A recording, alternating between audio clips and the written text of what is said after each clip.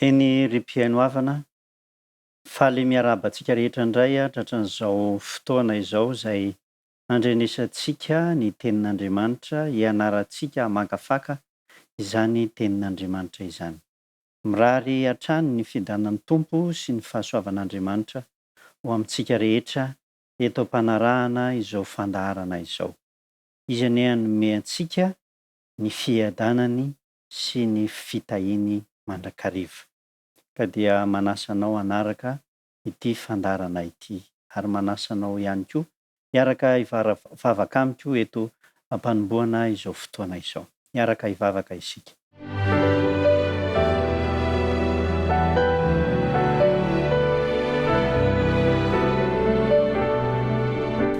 Andriamanitra rainay izay any an-danitra, misaotra anao izahay mbola nomenao tombonandro sy fotoana ahafahanay mianatra ny teninao eto indray anio.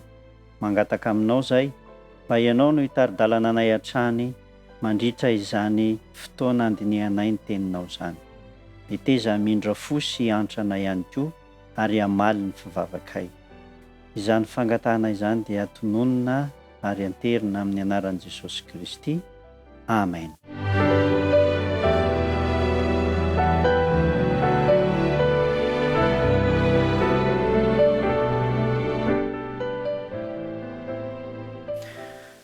Amin'izao fotoana izao dia tiana hatrany ny manamafy ny fiarahabana ho antsika rehetra manaraka izao fandaharana izao, izao fampaherezana izao. Ny lohatenintsika androany dia lohateny kely izay nampitondraina ny hoe mihaino azy, mihaino azy. Saina mihaino an'Andriamanitra, mihaino an'i Kristy isika. Andeha ary hiaraka hanokatra ny baibolintsika isika izay hita ao amin'ny Jaona toko 10 ka ny 17 ka hatramin'ny 20. Jaona toko 10 filazantsara araka ny Jaona toko 10 ka ny 17 ka hatramin'ny 20. Vakitsika amin'ny anaran'i Jesosy izany teny izany andraisantsika fampaherezana. Izao mifaky ny teny amin'ny anaran'i Jesosy. Ny ondriko mihaino ny feoko ary izaho mahalala azy, ary izy manaraka ahy, ary izaho hanome azy fiainana mandrakizay, ka tsy ho very izy mandrakizay, ary tsisy handrombaka azy amin'ny tanako. Mahafinaritra izany teny izany. Ny ondriko mihaino ny feoko ary izaho mahalala azy, ary izy manaraka ahy, ary izaho hanome azy fiainana mandrakizay, ka tsy ho very izy mandrakizay, ary tsisy haharombaka azy amin'ny tanako. Tena faniriana ary zava-dehibe indrindra amin'ny fiainana kristianina izany hoe any Kristy izany ianao ary tsisy haharombaka azy, tsisy haharombaka anao eo an-tanan'i Kristy. Ny hoe ondry eto, ny ondry akory dia tsy hoe biby no ilazan'ny soratra masina azy, fa ny ondry dia hanehoana antsika olombelona. Ny ondry dia hanehoana antsika olombelona. Izao no voasoratra ao amin'ny Ezekela toko 4:30 ny 1:2. Ezekela toko 4:30 ka ny 1:2. Izao no vaky ny teny amin'ny anaran'i Jesosy.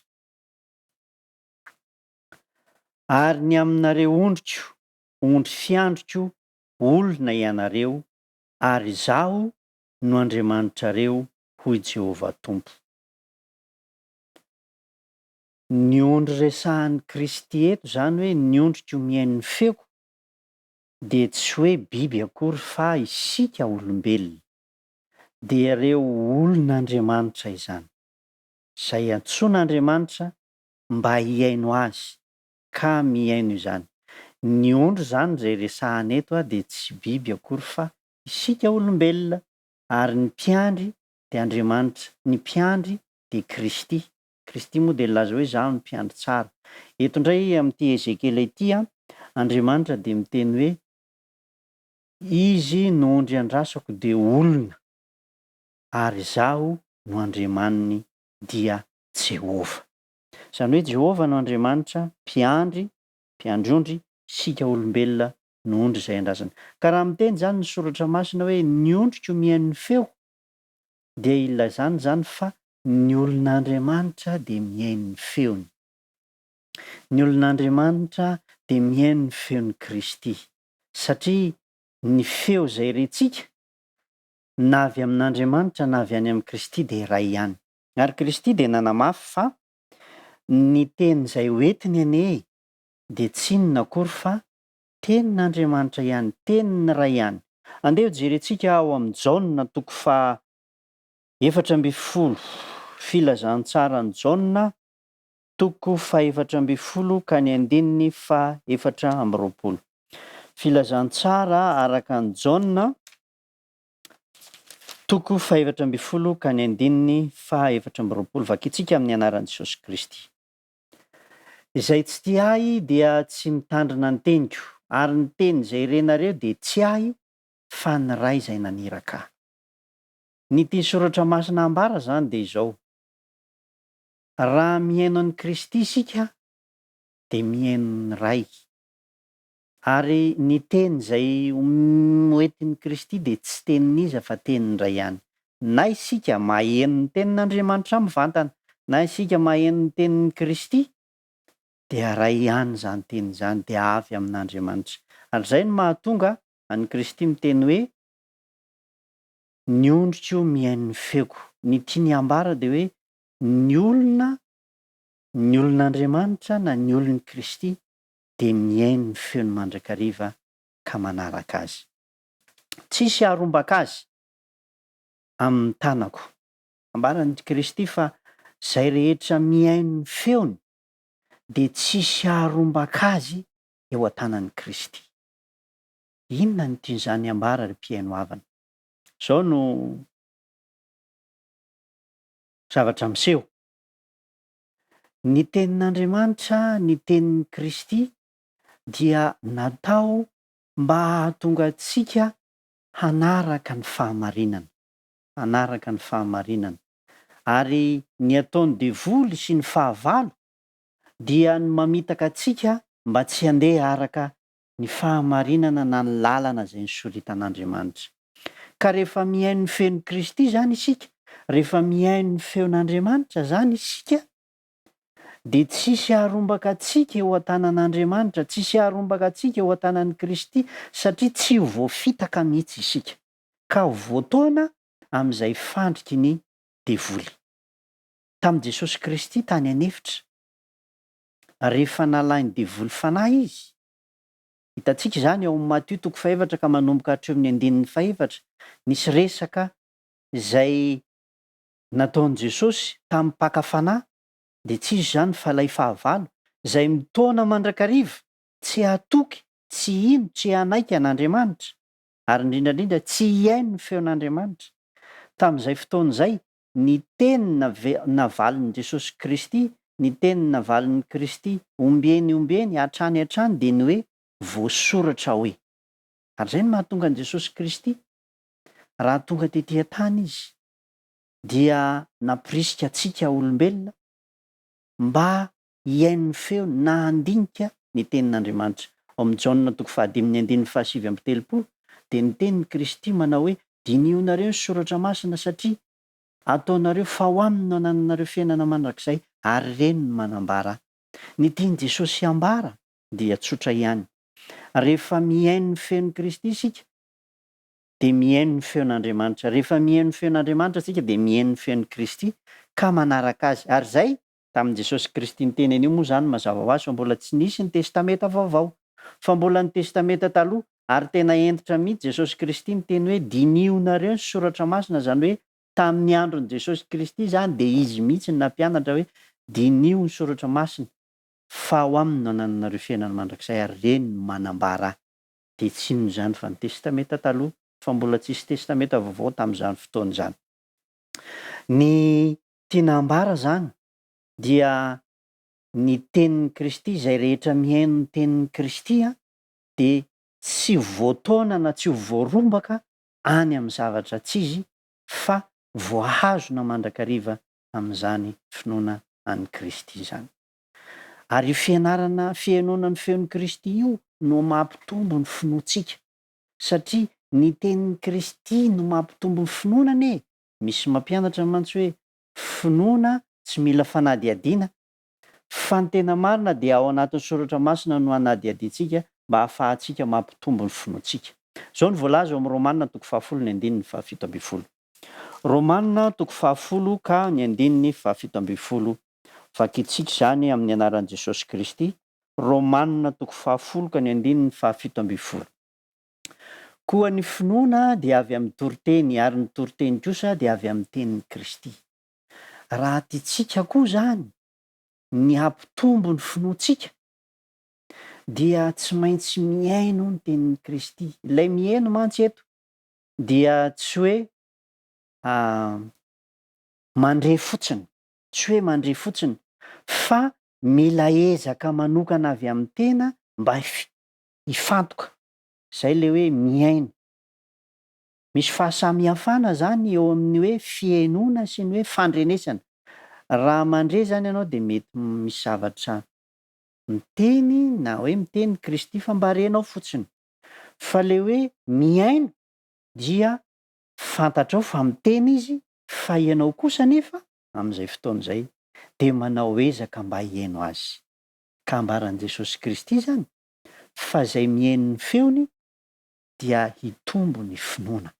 Satria ny tenin'Andriamanitra no azahoantsika mampitombo izany finoana izany. Ary io tenin'Andriamanitra io dia io no hitsarana antsika, tsy ny zavatra fomba amam-panao, tsy ny zavatra ataon'ny olona rehetra eo amin'ny fiarahamonina no hitsaran'Andriamanitra antsika, fa ny tenin'ny Kristy izay ambara sy lazaina amintsika. Zao ny voasoratra amin'ny Jaona 2:2-4. Jaona 2:2-4. Amin'ny anaran'i Jesosy Kristy. Jaona 2:2-4. Izay mandahay ka tsy mandray ny teniko dia manana izay mitsara azy izy. Ny teny izay nolazaiko, izany no hitsara azy amin'ny andro farany.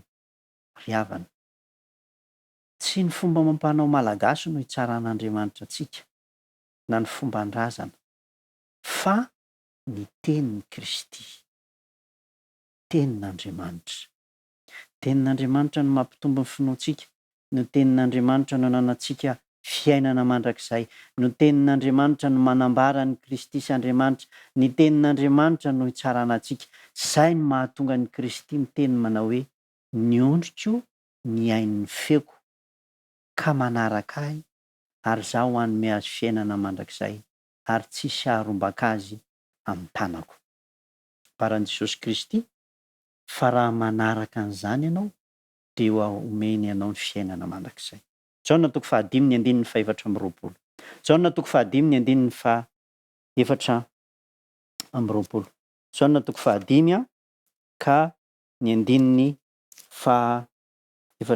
5:4. Vakitsika amin'ny anaran'i Jesosy. Lazaiko aminareo marina dia marina tokoa, izay mandre ny teniko ka mino izay naniraka ahy no manana fiainana mandrakizay, ka tsy ho elohina fa tafafindra ny ala tamin'ny fahafatesana ho amin'ny fiainana izy. Rehefa manaraka miaino mankatoy ny tenin'ny Kristy isika dia tafafindra tamin'ny fahafatesana ho amin'ny fiainana, ary manana fiainana mandrakizay. Ry havana malala, ilaitsika mandrakariva ny matoky, ny miaino ny tenin'ny Kristy. Kristy dia nanao fanoharana fa ny olona izay miaino ny teniny ka mankatoy izany dia oharina amin'ny olona izay hendry ka nanorina ny tranony teo ambony vatolampy. Zao ny voasoratra Matteo 5:7-8. Matteo 5:7-8. Koa amin'izany nazovy ny mandre ny teniko ka mankatoy azy dia oharina amin'ny lehilahy manan-tsaina izy izay nanorina ny tranony teo ambony vatolampy. Ny mifanohitra amin'izay kosa nefa ao amin'ny 9:9. Fa izay rehetra mandre izany teniko izany nefa tsy mankatoy azy dia oharina amin'ny lehilahy adala izay nanorina ny tranony teo ambony fasika. Ka rehefa tonga ny rivotra sy ny tafio-drivotra ary ny ranonorana dia ny enjera zany trano zany ary loza ny fienjerana. Ry havana malala, ilayntsika ny miaino ny tenin'Andriamanitra, ilayntsika ny miaino an'i Kristy.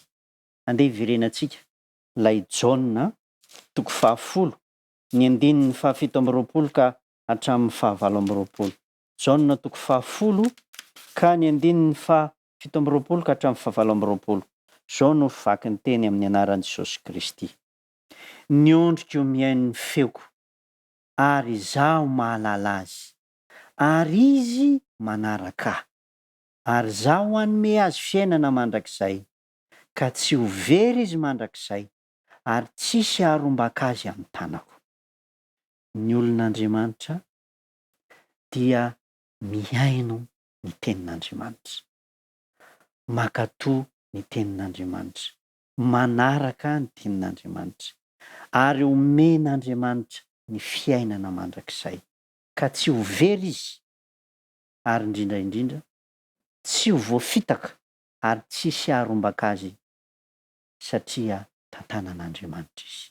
Ry havana malala, manasa anao ny Tompo mba handinika ny teniny, hiaino ny feony mandrakariva, ka hanananao ny fiainana mandrakizay, ary indrindra ny ahatonga anao mba tsy ho voafitaka na ho voarombaka Satana eo am-pelantanan'i Kristy, ka dia hahatratra amin'ny farany ianao rehefa miaino izany teny izany.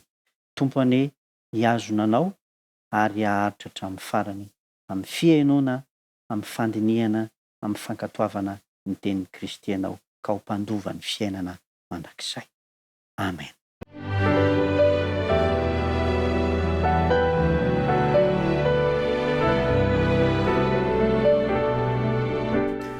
Hiaraka hivavaka isika.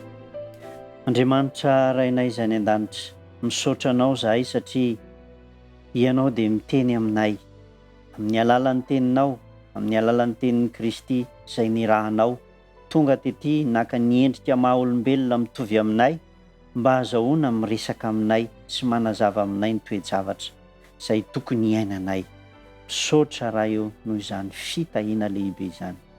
Ankehitriny dia misedra ady sarotro izay, dia ny tsy finoana ary ny tsy fankatoavana ny teninao intsony, mangataka izay mba omenao hery ka hiverenana indray amin'ny teninao, hiaino, andre, hankatoa ary fantoka sy hampiatra izany eo amin'ny fiainanay. Meo herim-po, herin-tsaina, herim-batana hoentina mankatoa izany zahay, satria tsapanay fa efa mihasarotra izany ankehitriny. Dia mba ho mpandresy tahaka nandresen'i Kristy izahay, ary ny fiadananao ho aminay, ho anao irery ihany ny voninahitra, amin'ny anaran'i Jesosy Kristy. Amen.